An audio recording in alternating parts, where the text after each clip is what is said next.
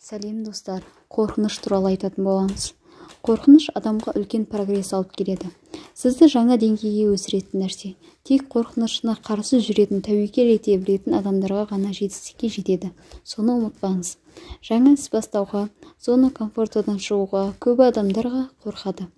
Бірақ ол қорқынышына қарсы жүре алмайды. Сол үшін жетістікке жетпейді. Түсінесіз бе?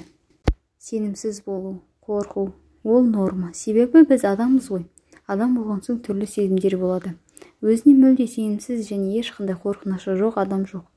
Жай ғана бірі онымен жұмыс жасай алады, ал бірі қорқып, ол бір орында отыра береді. Сол үшін тағы да айтамын. Бәрі тек сіздің қолыңызда.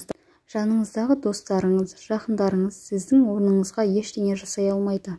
Өзіңізді өзіңіз қолға алмайынша. Өзгелердің көлеңкесінде болуды доғарыңыз. Мысалы, сізді бір ой мазалайды делік. Зерттеңіз, ойланыңыз. Ол қайдан пайда болды?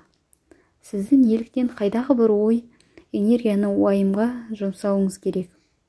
Неге өзіңізді қинап жүрсіз? Ол ойдан құтылу үшін не амал керек?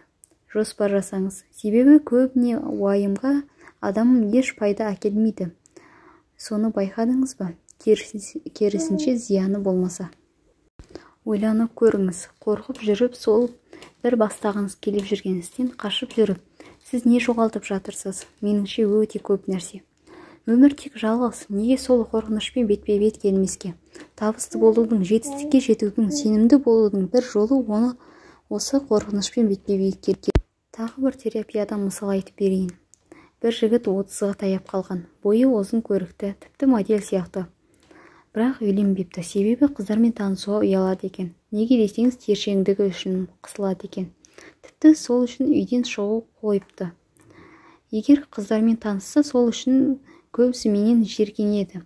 Ешкім ұнатпай қалады деп ойлайды екен. Солай терапияға келеді, психологқа тапсырмай береді. Қорқынышын арылу үшін үстіне су құйып, әдейі терлеп тұрған секілді маркетке барып, қолыңның көтеріп неткен ыстық күн деп айтты. Жігіт қорқынышында бетпе-бет келіп, оның тершеңдігіне адамдар тіпті мән бермеген. Байқап жеңілденіп, өзіне деген сенімділігі пайда болады.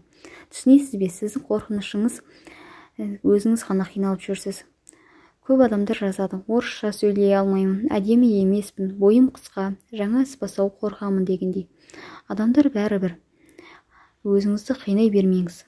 Өзіңізге қателесуге мүмкіндік бермеңізші. Қателік жасау керек, қорқынышқа бетпе-бет келу керек.